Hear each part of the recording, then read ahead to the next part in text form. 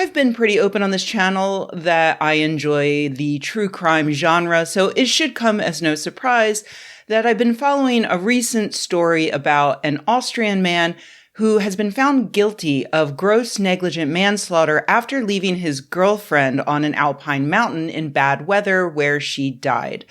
In blurbs prior to his conviction, I saw the gist of his story. It was a challenging overnight ascent up a steep mountain. The weather shifted unexpectedly. The girlfriend said she couldn't go on, so he left to go get her help. But by the time he was able to summon emergency services, she had died of hypothermia. After he was convicted, I was shocked because who could fault him for not just staying there and possibly dying with her when there was a chance that he could save both of their lives?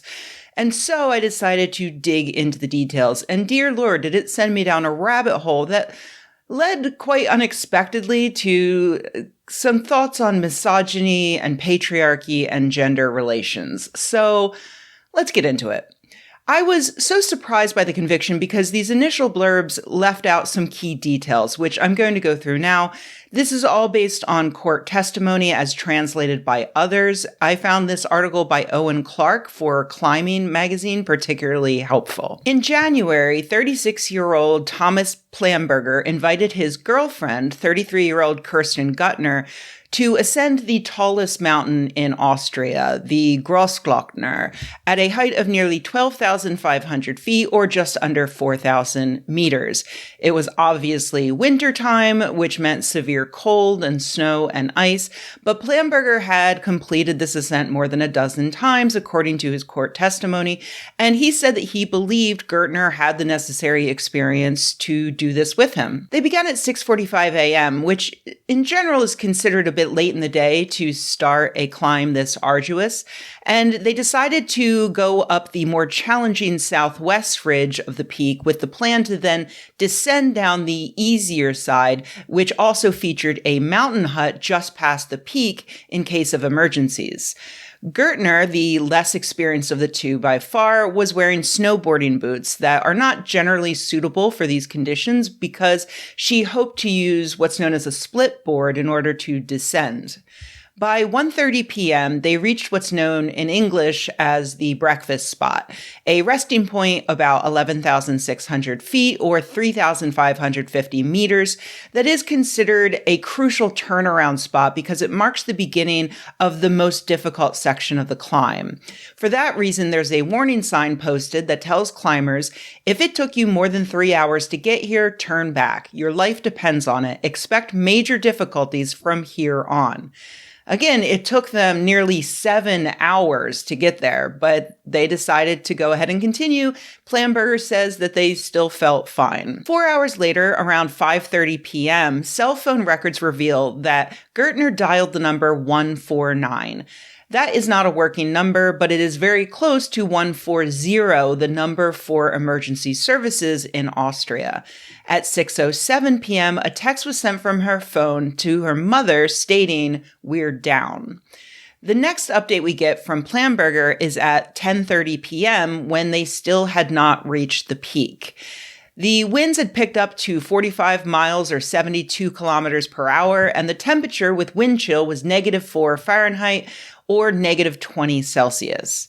Now, around that time, authorities could still see the couple on the mountain approaching the peak, so they sent a helicopter to get them. Plamberger waved them away because he says they both felt fine, despite the fact that rescuers could see that Guttner was having trouble finding handholds and footholds, and she made only a few inches of progress in 5 minutes. Immediately after the helicopter left, Plamberger said that Guttner suddenly and unexpectedly deteriorated, stating that she could not make the rest of the ascent. For 2 hours after the helicopter left, Alpine Rescue Services repeatedly tried to call Plamberger's phone, which did have a signal, so the calls did go through. But according to him, the phone was on vibrate and he couldn't feel it in his jacket pocket. Despite Guttner's supposed sudden decline, he didn't call them back until 12:35 a.m. According to Plamberger, he requested help at that point. According to the police, he was vague and noncommittal, and it was definitely not an emergency call. According to everyone, after that call, he set his phone to do not disturb and put it back in his pocket as emergency services tried repeatedly to reach him through calls, texts, and WhatsApp. They spent the next 90 minutes huddled about 100 feet below the peak, at which point Planberger stated they both agreed the best course of action was for him to continue up the peak, leaving her behind while he went and found rescue. He left her with her heavy pack and snowboard still on her back without finding any temporary shelter for her and without wrapping her in their bivy bag, which is a thin waterproof shell that's used for minimalist shelter. It was 2 more hours before Planberger called emergency services again at 3:30 a.m., at which point he suggested they maybe send another helicopter. However, the winds were too strong at that point, so there was nothing to do but wait until rescuers could get to her by foot the next morning.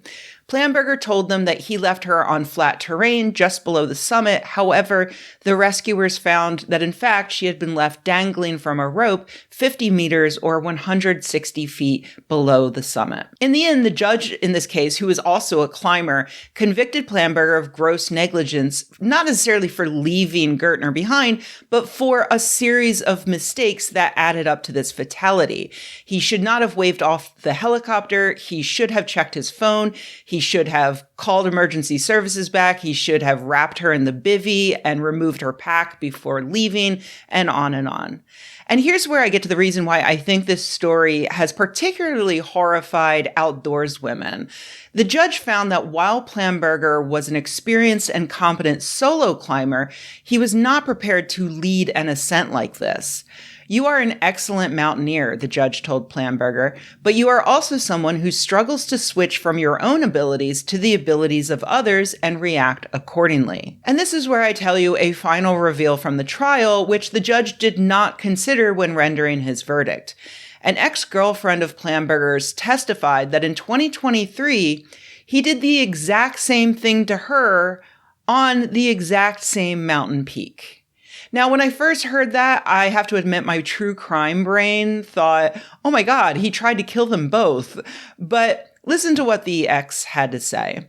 The pair had been arguing during the climb, and she wanted to take a shortcut down. That's when Planberger bailed. Apparently, I was too slow for him, and suddenly he was gone, Andrea B. recalled. It was the middle of the night. I was completely alone. My headlamp went out. I was dizzy. I was yelling and screaming. I was all alone. He had gone ahead. That was also our last mountain tour. Yeah, I should hope so. While the judge did not consider this relevant, a whole lot of women did. Social media sites like TikTok are currently awash with women telling their own stories of men abandoning them while on adventures, with the phrase Alpine divorce coming up often. That term, you might know it from a short story about a man who tried to kill his wife during a trip to the Swiss Alps. But these women's posts make it clear that these aren't necessarily cases of premeditated homicide. For instance, check out this woman. Right now I'm walking alone, stranded because he left me by myself. And I could have never gave with him. Anytime you think about him, do not go. I hate him so much. I feel so terrible. Like, this is the worst Saturday of my life. I could have been at home peaceful. I could have done work out of my house.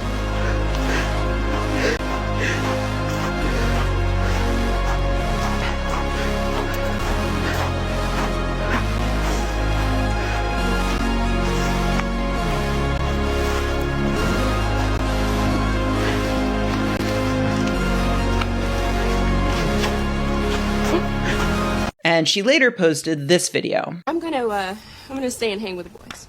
Oh no, you gonna come and bring your ass in the kitchen where I can see. Her boyfriend didn't leave her in the hopes that she would die, I don't think. He just didn't give a shit. He wanted to run to the top of the mountain, and her experience, her life, simply did not factor into the equation. There are also stories from women who say their partners asked them on a hike only to take them mountain climbing, which some might chalk up to a boys will be boys silliness, but in fact is a tactic of abusers who want to stress out their girlfriends, push them to their limits, and see how much they can get away with, how easily they can violate their consent.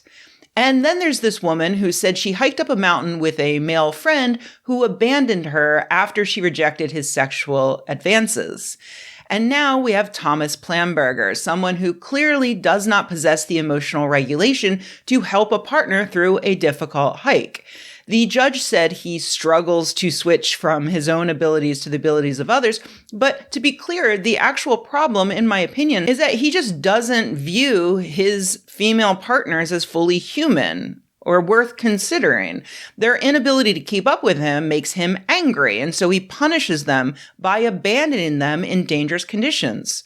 Twice! That we know of. That's my hypothesis, at least, and I've seen experts on social media saying the same. I was also interested in this other article for climbing that was written prior to the trial, in which Owen Clark asked several respected climbers for their thoughts on this case. Damien Benegas said, "If you have more experience in fitness, your job is not to bring your partner to your level. Your job is to go down to their level." I think that's true in many similar adventure sports that I've engaged in, sometimes with romantic partners, but also in the case of friends.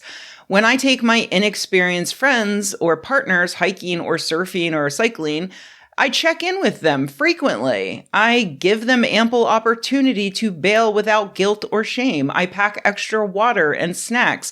I download maps. Hell, I hike with a backpack that my dog can fit inside in case he gets hurt or even just tired. People who care about you will do this for you. It's not some little-known ancient mountaineering wisdom only passed down to those who are worthy. It's basic common sense and empathy. Benegas went on to say that climbing with a romantic partner can lead to an inherently fraught, complex dynamic. This is particularly true if one climber has significantly more or less experience than the other.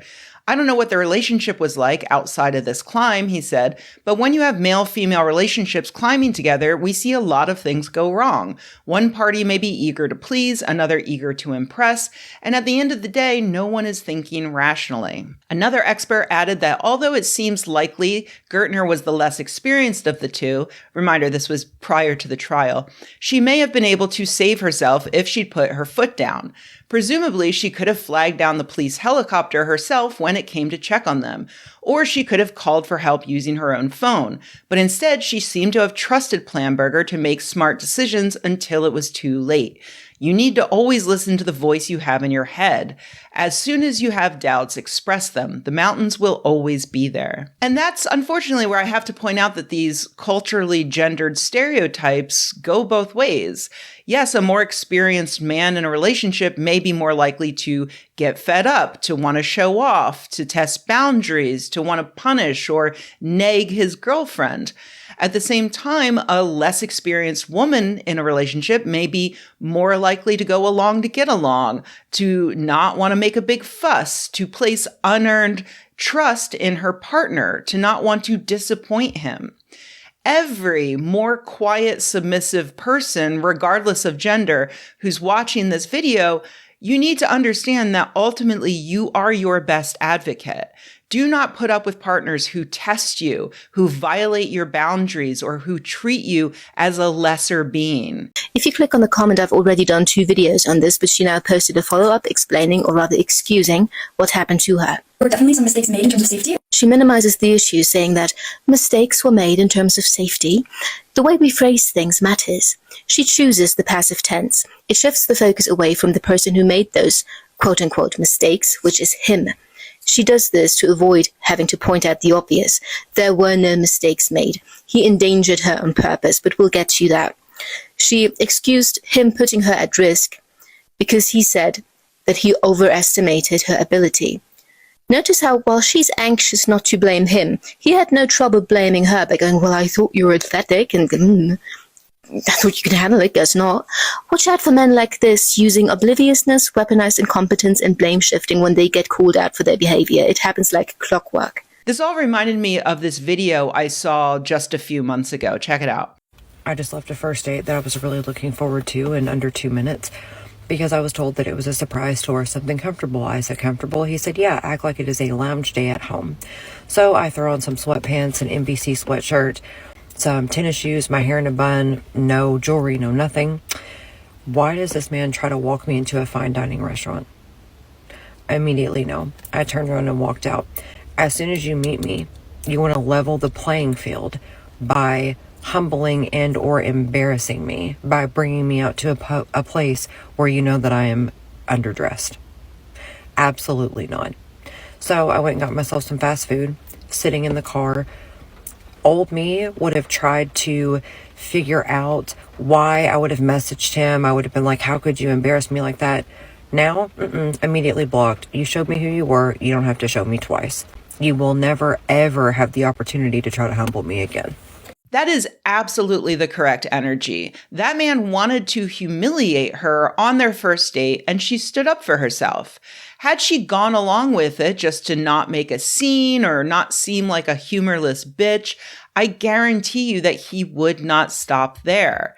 That man was not looking for a romantic partner. He was looking for a victim. And while things are getting better, our society still socially conditions women to be victims.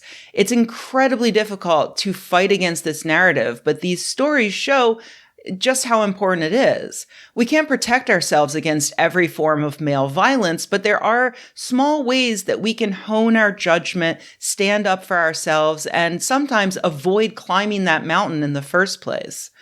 After learning all of this about the Planberger case, I went from being shocked that he was convicted to disappointed that he got off with no jail time and a fine of just 9,600 euros, which is about $11,000.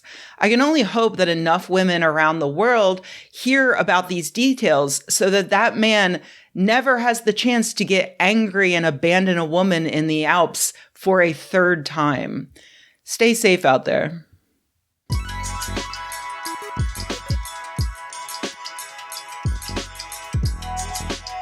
Hey everybody, thanks for watching. If you enjoyed this video, please give it a like. If you loved the video, please subscribe. And if you think the world could use more videos like this and you happen to have a few bucks laying around, head to patreon.com/Rebecca and join an awesome community of nerds like the people whose names you see on the screen right now. Thanks.